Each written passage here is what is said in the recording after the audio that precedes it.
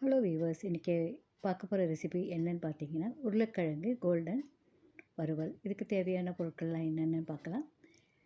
சிறிய உருளைக்கிழங்கு 1/2 கிலோ, வெங்காயம் 2, பூண்டு 10 பற்கள், மஞ்சள் தூள் 1 டீஸ்பூன், சாம்பார் பொடி 1 டேபிள் ஸ்பூன், மிளகுத்தூள் 1/2 டீஸ்பூன், இட்லி மிளகாய் பொடி 1/2 டீஸ்பூன், உப்பு, எண்ணெய் தேவையான அளவு, கருவேப்பிலை சிறிதளவு, கடுகு 1/2 தேக்கரண்டி. இது எப்படி செய்யலான்னு பார்க்கலாம். முதல்ல உருளைக்கிழங்கு சிறிது உப்பு சேர்த்து வேக வச்சு தோல் உரித்து 2 நறுக்கிக்கோங்க. அதை ஒரு பாத்திரத்தில் போட்டு அதோட மஞ்சள் தூள், சாம்பார் பொடி, மிளகுத்தூள், இட்லி மிளகாய் பொடி, தேவைப்பட்டால் சிறிது உப்பும் போட்டு நல்லா கலந்து விட்டு ஒரு 1/2 மணிலேருந்து 1 மணி நேரம் வரை நல்லா ஊற விடுங்க. வெங்காயம் பூண்டு நல்லா மெல்லிசாக அரிஞ்சு வச்சுக்கோங்க.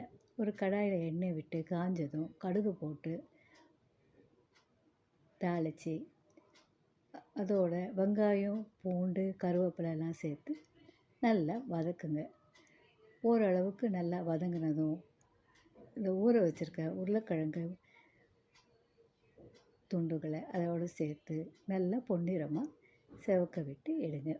இதுவே உருளைக்கிழங்கு கோல்டன் ஃப்ரை செய்கிற முறையாகும். செய்து பார்த்துட்டு உங்கள் ஃபீட்பேக் எனக்கு சொல்லுங்கள். மீண்டும் ஒரு நல்ல ரெசிபியில் சந்திக்கலாம். தேங்க்யூ.